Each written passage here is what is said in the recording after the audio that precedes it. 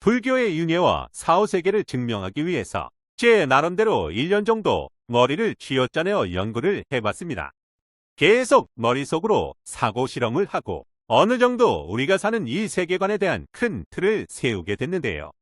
제가 생각한 사후세계관에 대한 큰 틀을 핵심적으로 얘기하자면, 고타마 시다르타 불교성의 말처럼 업이라는 것이 존재를 할 가능성이 높고 태어남에 있어서 전생의 에너지가 현생의 태어남에 영향을 주고 윤회로서의 성립될 가능성이 있다는 것입니다.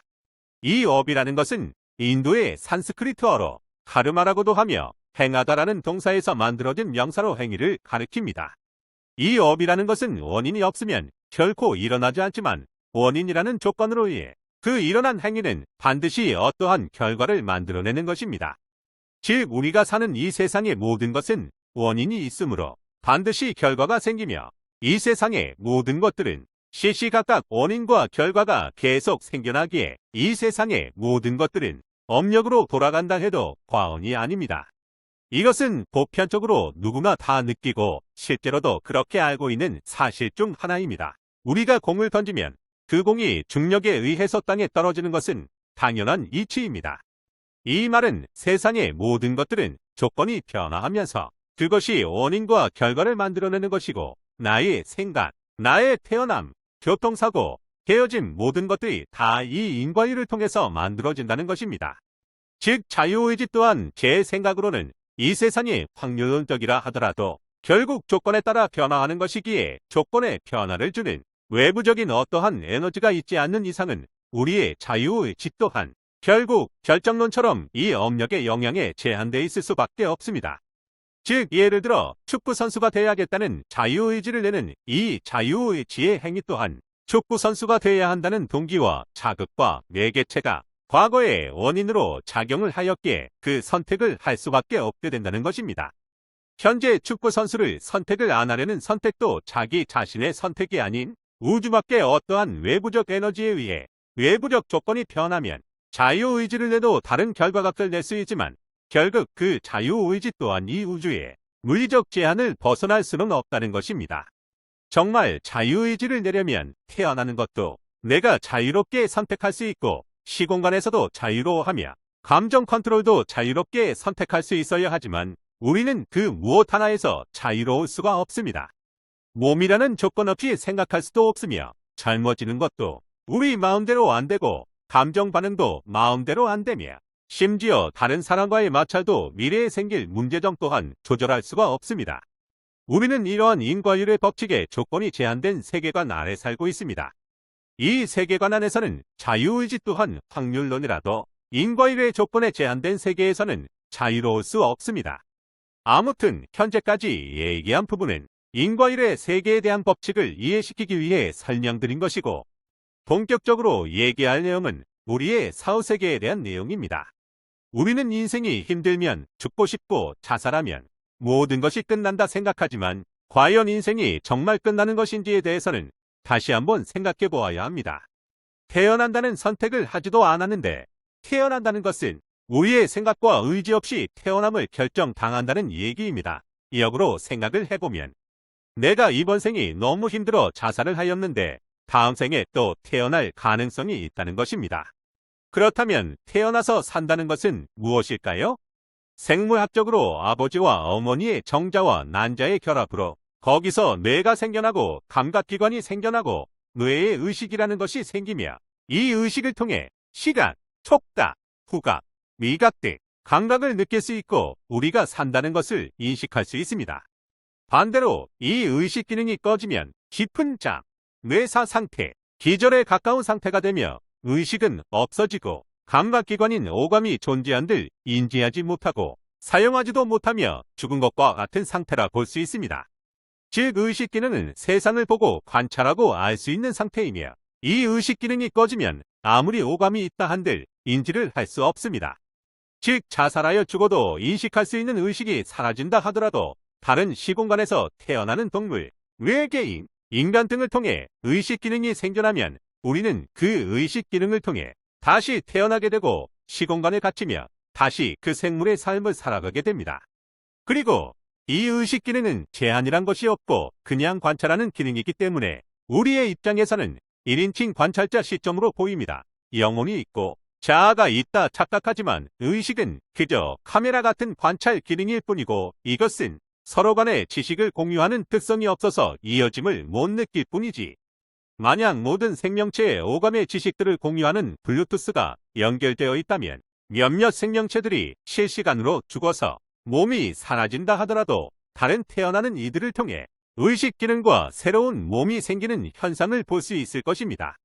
즉, 전 세계의 몇 명이 노화로 죽어 그 의식 기능이 사라진다 하더라도 다른 태어나는 아이의 의식 기능을 통해 사고 실험적으로 의식이 죽어도 윤회가 성립한다 볼 수 있습니다. 그러면 또 이렇게 생각해 볼 수 있습니다.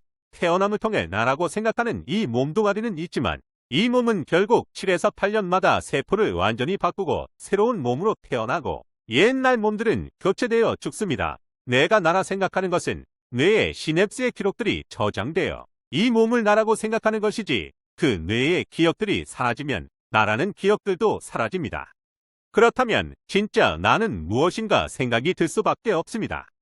결국 나라는 몸은 있지만 나라는 것이 없습니다. 그렇다면 한 가지 궁금한 의문점이 생깁니다. 왜 나는 이 세상에 태어나서 이런 괴로움을 받으며 살아가는가입니다. 즉, 왜 이러한 세상에, 이러한 환경에, 이러한 시공간에, 이러한 몸뚱아리로 태어났으며 왜 이런 세상에 정신적 고통을 받는가인 것입니다. 그것에 관해서 불교에서는 전생에 지었던 행위와 의도가 어떠한 에너지의 형태로 남아 다음 생에 영향을 준다고 합니다.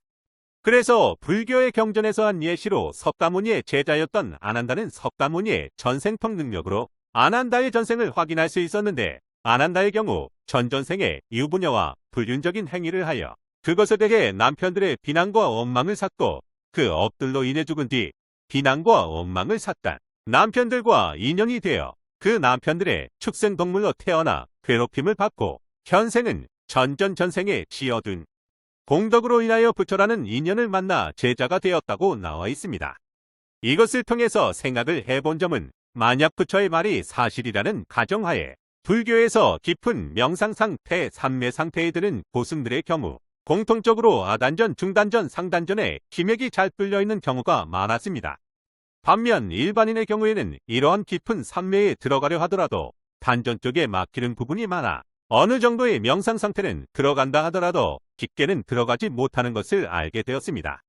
이 단전이라 함은 인도에서는 쿤달리니 차크라로 얘기를 하는데 이것을 분석해서 확인해 본 결과 신체 척추신경계의 내분비신경성과 연관성이 높은 걸 파악했습니다. 즉, 이러한 척추신경계의 교감신경과 부교감신경의 밸런스가 깨지거나 좋지 않은 경우 기맥이 막힌다거나 삼매에 들기가 어려운 것으로 추측하고 있습니다. 삼매에 들기 어려운 축에 속하는 사람은 화가 많거나 우울하거나 다소 감정적인 사람이 현상에 집착하여 깊은 명상 상태에 들기 어려운 것으로 알고 있습니다. 그렇다면 이렇게 생각해 볼 수도 있습니다. 기맥이 잘 막히는 체질의 경우 부교감신경과 교감신경의 밸런스가 깨지기가 쉬운 상태이며 밸런스가 깨지기 쉬운 상태가 되려 하려면 신체 장기 밸런스가 불균형 상태에 놓이게 해야 한다 추측합니다. 이것을 또 알아내기 위하여 찾다 사주를 연구해 보았고 거기서 어느 정도 답을 알게 되었습니다. 사주는 흔히 다들 미신이라 알고 있으나 연구해 본 결과 완전히 미신은 아니라는 생각이 들었습니다. 주관적으로 혼자 연구를 진행해 본 결과 아직은 논리가 부족한 유사과학적인 근거지만 과학적으로 어느 정도 입증과 주장이 가능할 거라 생각합니다. 지인이나 가족의 생년월일시 20명의 데이터를 사주로 분석해 본 결과 다른 부분은 몰라도 성향이나 기질 쪽은 같이 지내오면서 관찰해 본 결과 후천적으로 트라우마나 심한 영향을 받지 않는 이상 성향과 성격, 기질은 대부분 비슷하게 일치하는 것으로 보입니다. 사주의 원리를 과학과 엮어보자면 쉽게 보면 우리 우주에는 서로 간에 끌어당기는 만유인력의 힘이 작용하고 원자와 원자가 뭉쳐 분자가 되고 분자가 또 뭉치고 뭉치면 중력처럼 커져 거대한 행성을 이룹니다. 그 거대한 행성을 이루는 것들이 원심력과 구심력을 이뤄 공전과 자전을 하고 지금의 태양계를 이루고 은하계를 이루고 있습니다.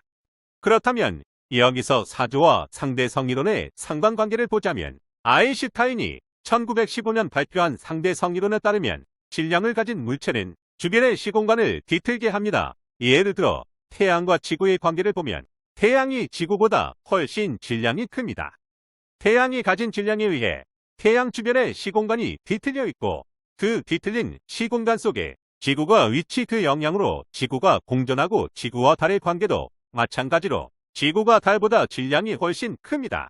지구 주변의 시공간이 뒤틀리고 그 영향권에 달이 들어와 달이 지구를 중심으로 공전합니다. 뒤틀려 있다는 것을 움푹 패여 있는 것으로 우주를 우리가 옛날에 뛰어놀던 방방으로 표현해보자면 우주를 방방이라 치고 질량이 큰 천체가 시공간을 깊게 움푹 패게 하고 그 주변의 천체는 그 주변에서 빙빙 돌며 또 자신의 질량으로 자신 주변을 움푹 패게 합니다. 마치 비유하자면 100kg 몸무게를 가진 어른이 방방 중간에 있고 30kg 아이들도 같이 쓱 빨려 들어가는 거랑 비슷합니다. 여기까지가 상대성 이론과 사주의 관계를 정리해 본 겁니다.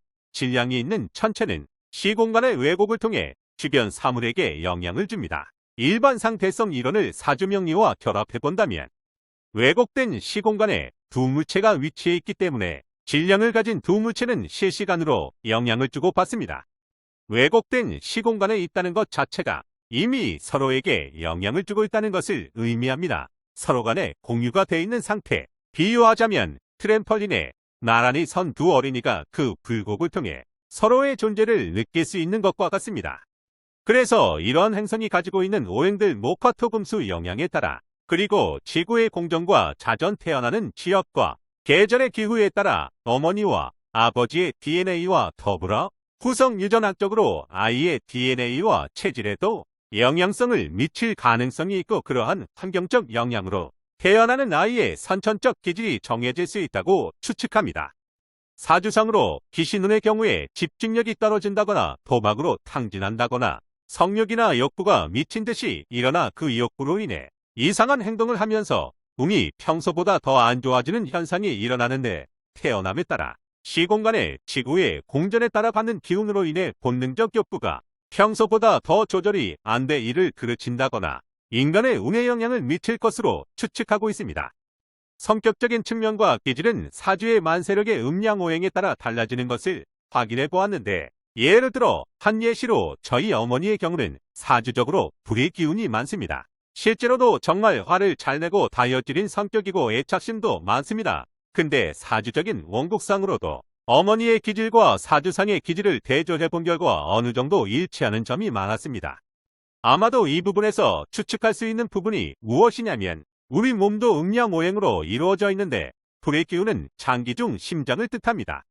예를 들어 할머니 할아버지가 준 유전자와 더불어 지구의 공전과 자전의 환경적인 변화로 만들어진 유전자 메티라로 인해 어머니가 환경적인 체질에 맞게 사주가 변하고 그 과정에서 1970년대에 인과에 태어난 엄마가 사주적으로 음양오행 중 화의 기운이 강한 채로 태어나 심장의 기능이 내구성에 따라서 혈압이 빨리 보내지게 되고 혈압이 빨리 보내짐으로써 교감신경이 활성화됨으로 뇌파가 흥분 상태에 잘 놓여있게 되며 흥분 상태에 잘 놓여있음을 통해서 남들보다 화의역치가 조금 더 높아있는 상태가 되며 그것이 외부 상황에서 어느 정도 그 당시 환경적인 가치관이나 그것을 일정 프레임과 관념이 억누를 수 있지만 결국 본질적으로는 외부적으로 화를 남들보다 더 잘 표출하는 성격인 건 어쩔 수 없다는 것이 아닐까 추측을 합니다.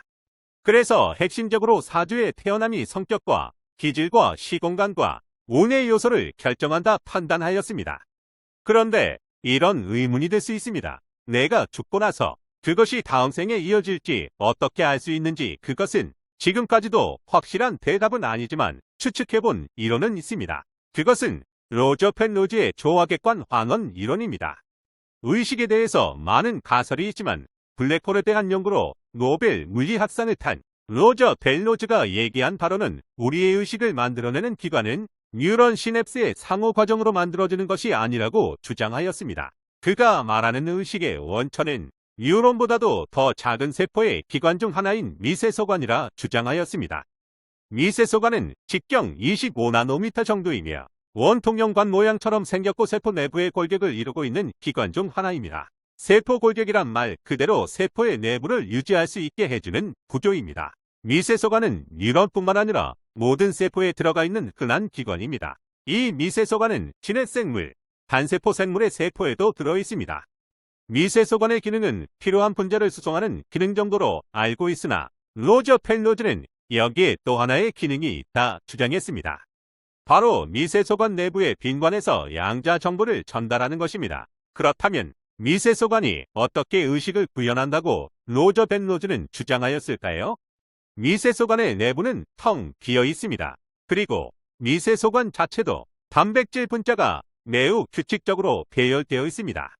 이 원통형관은 효과적인 절연체가 되고 원통형 내부에서 슈레딩거, 고양이 같은 양자적 중첩 상태가 유지될 수 있도록 해줍니다. 양자역학적 파동의 중첩 상태로 정보가 미세소관을 따라 전달되다가 어느 순간 1그래비톤 기준을 넘는 중력이 모일 때 파동함수의 붕괴가 일어나서 파동은 입자로 변합니다. 이 현상은 뉴런 내 여러 개의 미세소관이 함께 작용됩니다. 미세소관의 양자적인 파동 중첩 상태 뉴런과 뉴런의 시냅스마저 건드릴 수 있어야 한다 말합니다.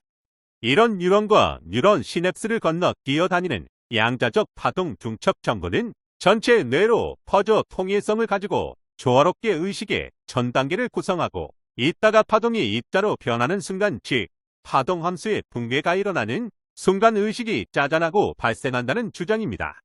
로저 펜로즈의 의식이론은 마치 대승불교의 야라야식의 부분과 밀접한 연관성이 있다 생각하였습니다. 대승불교의 안식, 이식, 비식, 설식, 신식을 전오식이라 하는데 그 뒤에 세 가지 식을 의식, 말라식, 야라야식이라 합니다. 초기불교에서는 오온에서 끝나지만 대승불교 유식학에서는 좀 더 무의식적인 부분까지 디테일하게 파단하는 개인적으로 로저 펜로즈의 이론을 공부하고 생각한 부분이 우리의 의식이 하나의 USB 기능을 하면서 거기에 업식을 저장하며 인간이 현생을 살면서 생겨난 업이 죽고 나면 그 감정 에너지나 생각 등이 양자 정보로 남아서 야라야식의 공간에 데이터 파동의 형태로 남아있다가 우리가 보이지 않는 곳에서 양자 정보의 데이터가 구상된 후 적절한 때에 그 업식과 같이 얽혀있는 인연의 데이터를 만들어 인간관계를 미리 짜 맞추어 적절한 시기에 시공간에 미리 미래의 조건과 구성을 짜는 게 아닐까 판단하였습니다.